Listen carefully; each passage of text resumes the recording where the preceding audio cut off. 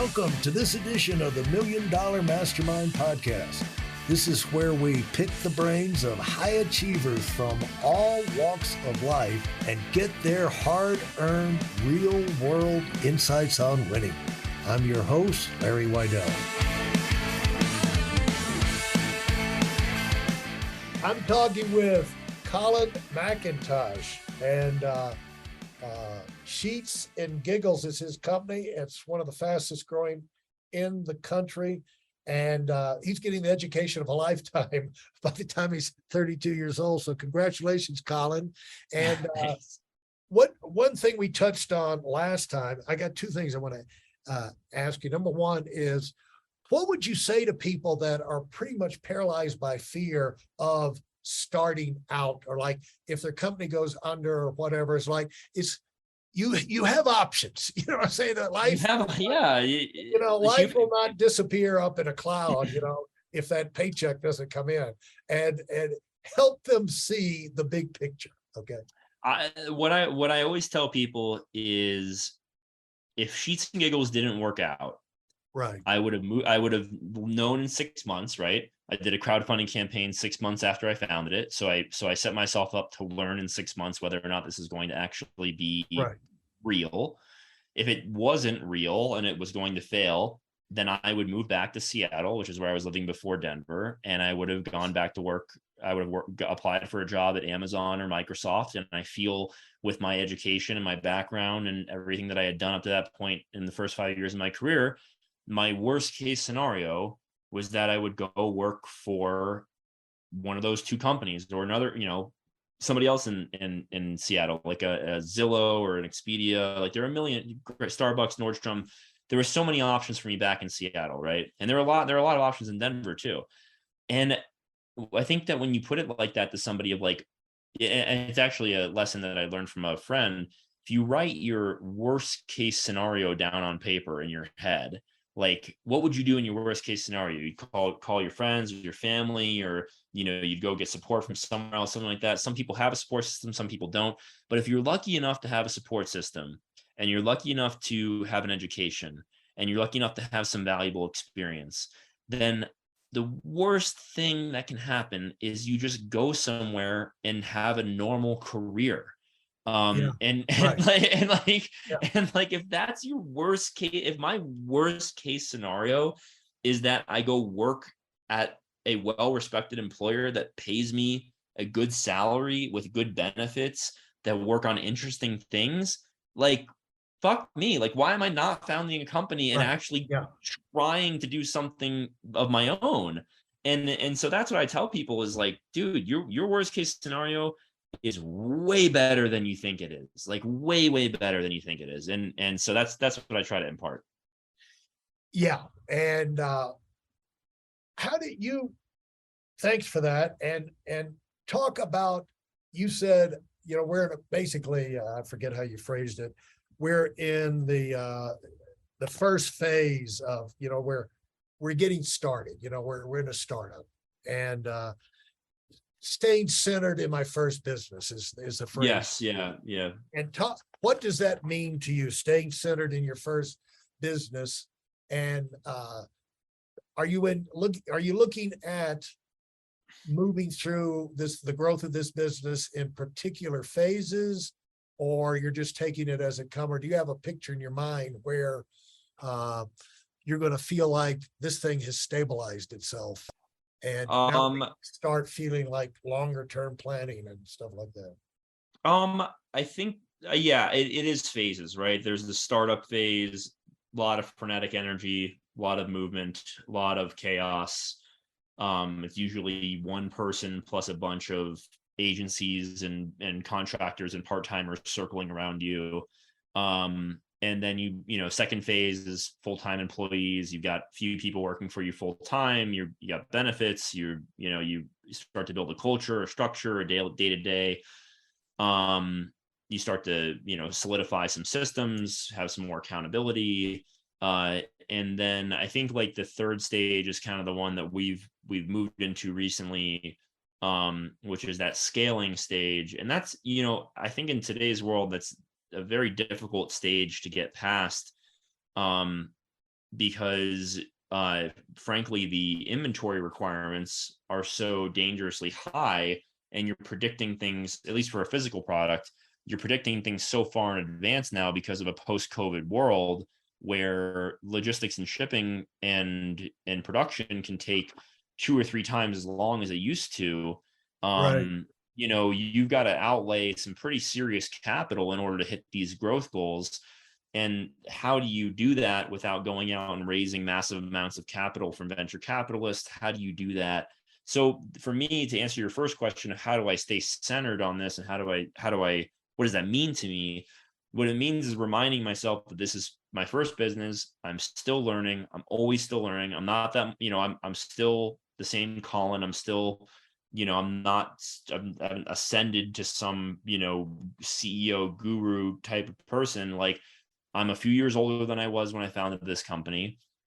And so when I talk to investors or I talk to people about the business, I always say, like, Sheets and Giggles is going to grow at this rate. Here's what I think is going to happen. I try to hit my forecast, make them reasonable, conservative forecasts that I think are reality based. And I think a lot of founders who are raising money, they don't have reality based forecasts. They will say, okay, we're going to do $1 million in year one, $8 million in year two, $24 million in year three, and $72 million in year four. And it's like, how do you think you're like, so whenever I judge pitch competitions, which I do a lot because I've won a lot of pitch competitions, I get a lot of like weird vibes from founders who don't seem to understand what like realistic growth actually looks like, and they pitch this very pie in the sky graph all the time. So that's kind of, for me, what it means to me is just like, being reasonable about the business. And like, and every business is different. Like Sheets and Giggles reasonable growth looks different than a software company's reasonable growth, and so yeah. What's a pitch competition? So that check up there, I won $95,000. I won from Denver Startup Week 2018, first place. And then I've won multiple entrepreneurship pitch competitions. I love pitching. It's something that I love to do. I won first place at Denver Startup Week 2018, which is the giant $95,000 check above my head. True story. I jumped into bed with that check. I took a picture of me naked in bed with that check after I won it. It's not every day you win 95 grand. And I've won multiple entrepreneurship pitch contests. I've won, $10,000 here, $20,000 there. And it's great. It's always so fun to get on stage and command an audience. I love being in front of an audience. I come alive. So now I teach people how to pitch, and I also judge pitch competitions. So I'm judging this year's Denver Startup Week pitch competition. I judged last year's and the year before as well. I will. I'm going to pitch practice at Techstars in a couple weeks, and I'm one of the mentors who teaches the 10 companies every year how to pitch. When I was on stage in 2019 at my Techstars demo day, really brought the house down, man. That was so fun. And had the whole place cracking up, about 1,000 people. And Techstars now globally actually shows my pitch for their dozens of programs across the world as like a how to pitch tutorial, which is really, really flattering and really cool. So I've got like Colin's 13 rules of pitching and a bunch of other stuff that I've come up with. So it's just one of my superpowers, I guess I would say, is being in front of a crowd. How would people find Colin's 13 rules of pitching?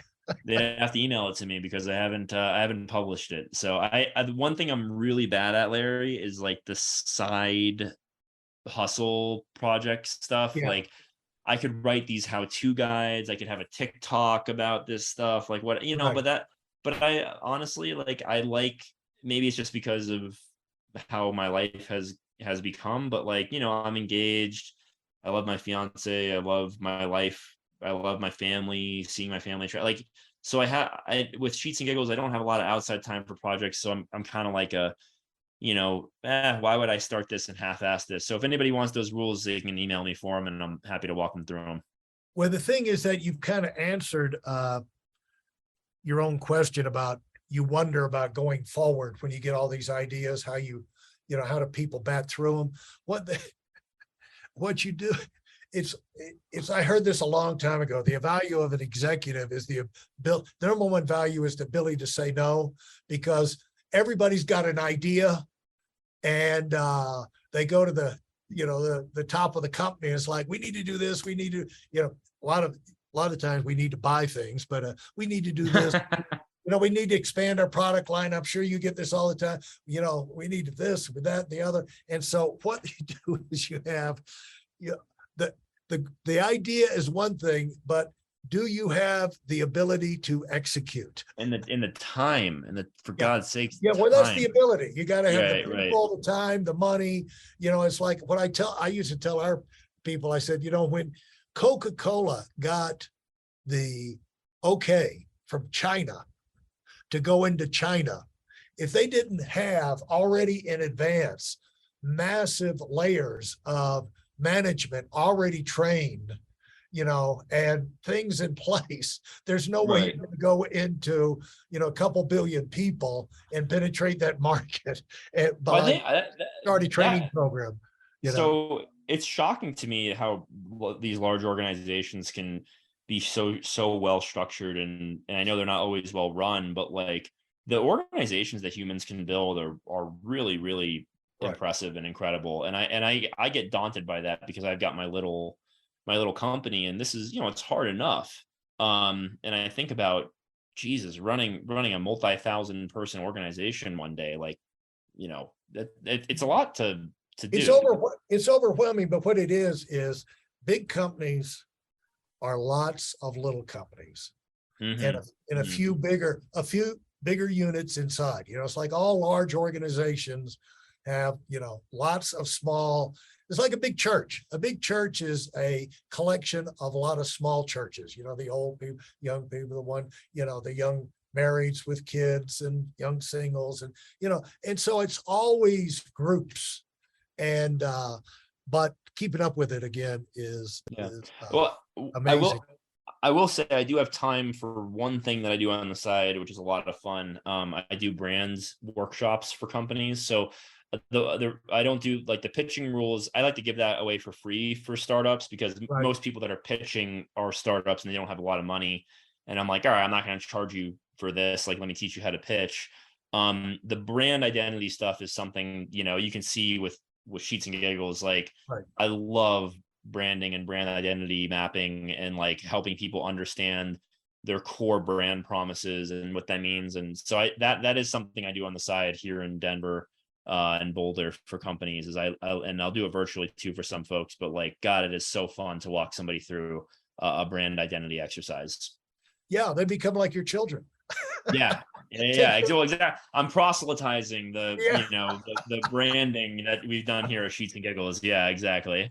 Yeah. Well, hey, thanks so much, Colin. This has been a whole lot of fun, and looking forward to seeing you guys continue to compound and grow. Call me anytime if you feel like I can help you. I'm looking forward to checking in with you down the road and seeing what kind of new adventures you getting yourself into. Any last comment that you want to put on this thing as a wrap up? I'm going to let you have the last word.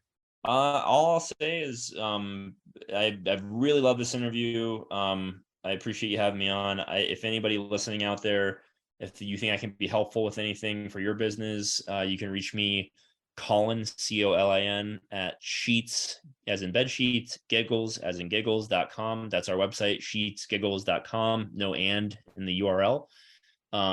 And I'm also really easy to find on LinkedIn, Colin McIntosh, Sheets and Giggles. You'll find me. And I'm happy to, help anyone how I can. I love paying it forward, and give first is kind of the mantra here in Colorado. So hopefully this has been helpful to some people out there, and I had a blast. That's what you did today. You paid it forward, and I appreciate you doing it. Thanks so much. Wish you the best. Thanks for listening to the Million Dollar Mastermind. If you felt there were any valuable takeaways from this episode, please take a minute and leave us a 5-star review. Your feedback is important and really helps us get the word out to a wider audience. Remember, We have a valuable webinar that is absolutely free. Register for it right now at weidelonwinning.com. Thanks for listening.